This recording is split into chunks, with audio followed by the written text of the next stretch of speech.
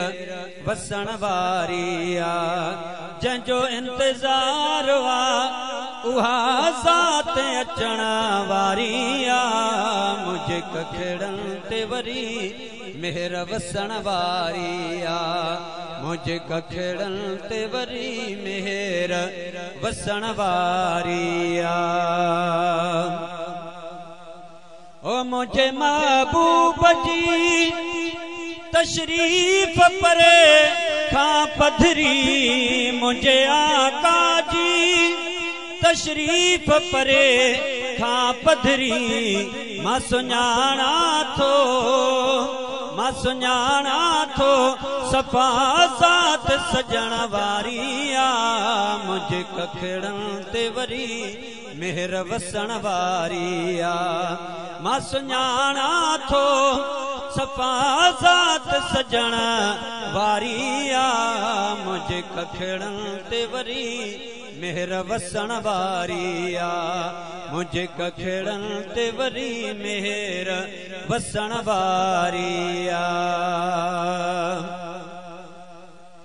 तू गरीब आहीं तोड़े केर तो जो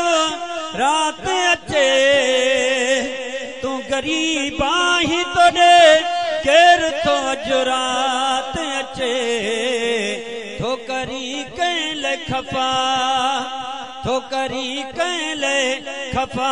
खल कप जण वारी आ मुझे कखेड़न ते वरी मेहर वसण वारी आ अज मुझे कखेड़न ते वरी मेहर वसण वारी आ जंहिंजो इंतज़ार वा उहा ज़ात अचण वारी आ मुझे कखेड़न ते वरी मेहर वसण वारी आ मुझे कखेड़न ते वरी मेहर वसण वारी आ बिठो भपेर आहीं नाही कदम चार चुरियो अल्लाह आशिकन जी केड़ी खलकी ज़ात हिकु तवे हन वाटुन ते ॿियो रोवन सारी रात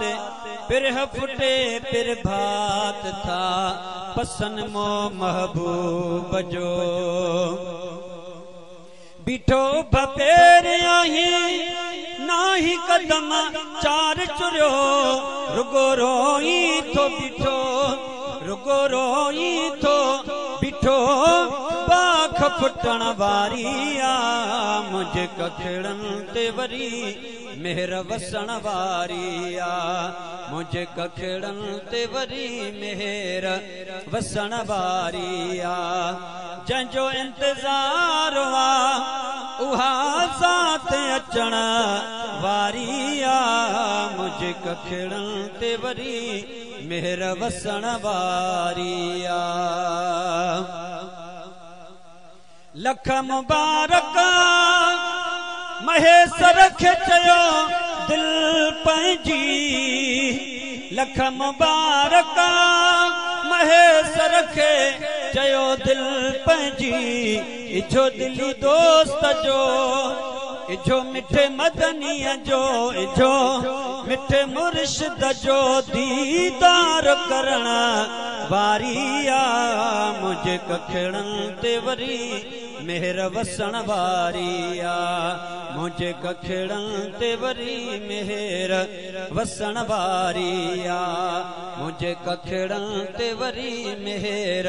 वसण वारी आ मुझे महबूब जी तारीफ लखे गाईंदा मुझे महबूब जी तारीफ लखे गाईंदा हिकड़ा वींदा जे मरी हिकड़ा वींदा जे मरी जल्द वरी ॿियाईंदा मुझे महबूब जी तारीफ वसण वारी आ जंहिंजो इंतज़ार वा उहा ज़ात अचण वारी आ मुझे कखेड़न ते वरी मेहर वसण वारी आ मुझे कखेड़न ते वरी मेहर वसण वारी आ। मुझे महबूब जी तशरीफ परे खां पधरी मुझे आका जी तशरीफ परे खां पधरी मां सुञाणा थो सफ़ा ज़ात सजण वारी आ मुझे कखड़न ते वरी मेहर वसण वारी आ मां सुञाणा थो सफ़ा ज़ात सजण वारी आ मुझे कखड़न ते वरी मेहर वसण वारी आ मुझे कखड़न ते वरी मेहर वसण वारी आ तू गरीब आहीं तोड़े केर तो जो रात अचे तू गरीब आहीं तोड़े केर तो जो रात अचे ठोकरी कैले खफा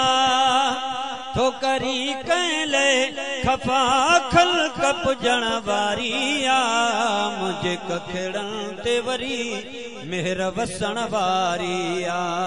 अज मुझे कखड़न ते वरी मेहर वसण वारी आ जंहिंजो इंतजार वा उहा ज़ात अचण